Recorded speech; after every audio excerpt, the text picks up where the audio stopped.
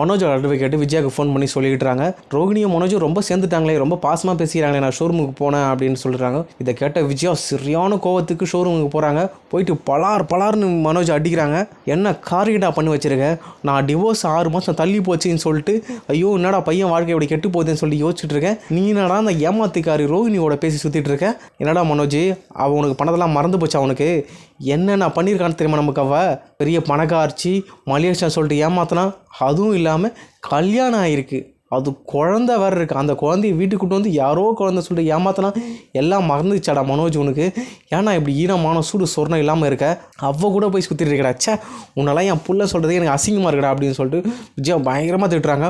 உடனே மனோஜ் சொல்கிறார், அம்மா எதுக்குமா எனக்கு கத்துறீங்க, நீங்கள் எல்லாரும் ஒரு லைஃப் தேடிட்டு போயிட்டீங்க. சுதி வீட்டுக்கு ரவி போயிட்டான், மீனா வீட்டுக்கு முத்து போயிட்டான், நீங்களும் அப்பாவும் சேர்ந்து மீனா வீட்டுக்கு போயிட்டீங்க. ஆனால் நான் மட்டும் சாப்பாடு கூட ஒழுங்காக இல்லாமல் இந்த எலி வர நைட்டில் தூங்கவே விட மாட்டுது, அவ்வளோ கஷ்டப்பட்டு இருக்கேன் அப்படின்ற மாதிரி மனோஜ் சொல்கிறாரு.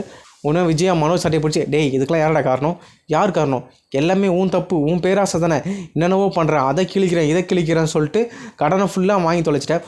உன் கூட சேர்ந்து நான் பண்ணதுனால இப்போது அந்த மனுஷன் என் கூட பேச மாட்டாரு. எல்லா தண்டனையும் நானும் உன் கூட சேர்ந்து நான் அனுபவிக்கிறேன்.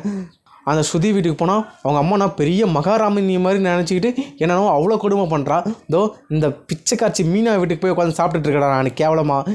எல்லாம் யாரால, உன்னால தான்டா, இவ்வளோத்தையும் பண்ணிவிட்டு நீனோ கஷ்டப்படுறேன்னு சொல்கிற மாதிரி சொல்கிற அப்படின்ற மாதிரி விஜயா திட்டுறாங்க. உடனே மனோஜ் சொல்கிறேன், இப்போ எதுக்கு நீங்கள் எல்லாம் கஷ்டப்படணும், ஒரு நல்ல பில்டர்ஸ் கிட்ட வீடை விற்றுட்டா நல்ல அமௌண்ட் கிடைக்க போகுது, அதை வச்சு நல்ல லைஃப் ஆகலாம். ஆனால் அப்போ கூட எனக்கு ஷேர் இல்லைன்னு சொல்கிறார் அப்பா, அப்புறம் எதுக்கு நான் அந்த வீட்டுக்கு வரணும், நான் உங்களை பற்றி எல்லாத்தையும் நினைக்கணும் அப்படின்ற மாதிரி மனோஜ் சொல்கிறாரு. உடனே விஜய் சொல்கிறாங்க, டேய் அவர் சொல்லிட்டாருன்றதுக்காக உனக்கு ஷேர் இல்லாமல் நான் விட்டுருவேனா, கண்டிப்பாக உனக்கு அந்த ஷேர் வரும்டா.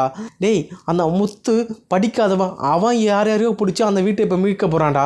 ஆனால் உனக்கு படித்தவன், எல்லாம் பிஸ்னஸ் பண்ணி எல்லாம் தெரியும் அது இதுன்னு சொல்கிற, ஆனால் ஏதாவது ஒன்று பண்ணியிருக்கியாடா, நீ படிச்சிருக்கேன்னு ப்ரூவ் பண்ணுறதுக்கு ஏதாவது ஒன்று பண்ணியிருக்கியா.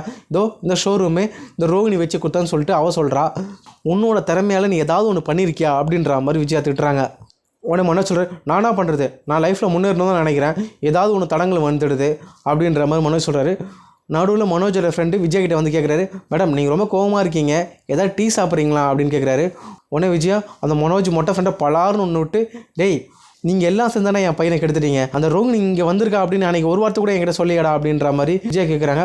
உடனே மனோஜ் ஃப்ரெண்டு மொட்டை சொல்கிறாரு, மேடம் நாங்கள் எப்படி ஏதாவது சொல்ல முடியும், மனோஜ் சார் நைட்டு தூங்கத்துக்கு ரொம்ப கஷ்டப்பட்டார் எலி தொலைனால், அந்த எலியை வெட்டுறதுக்காக பூனை கொண்டு வந்தாங்க, பூனை எலியும் ஒன்றா சேர்ந்த மாதிரி மனோஜ் சாரும் ரோகிணி மேடம் ஒன்றா சேர்ந்துட்டாங்க. இப்போ மனோஜ் சாரையும் ரோகிணி மேடமும் எந்த சக்தியாலும் பிரிக்க முடியாது அப்படின்னு சொல்லிட்டு மொட்டை ஃப்ரெண்ட் சொல்கிறாரு. உடனே விஜயா சொல்கிறாங்க, மனோஜ் இங்கே பார், ஒன்று கேட்டுக்கோ, லாஸ்ட் அண்ட் ஃபைனல் நான் சொல்கிறது, அந்த ரோகிணி கூட நீ வாழணும்னு கனவுல கூட நினைக்காத, அவள் நம்ம குடும்பத்தையே ஏமாற்றிருக்கா, அவளை ஒரு நிமிஷம் கூட நான் என்றைக்கும் மன்னிக்க மாட்டேன், அவள் கூட வாழணும்னு நினச்சேன்னா என்னையே மறந்துடு, நம்ம குடும்பத்தையும் மறந்துடுறீங்க, அதுக்கப்புறம் என் மூஞ்சிலே முழிக்காதா அப்படின்னு சொல்கிற மாதிரி விஜயா பயங்கரமாக திட்டுறாங்க.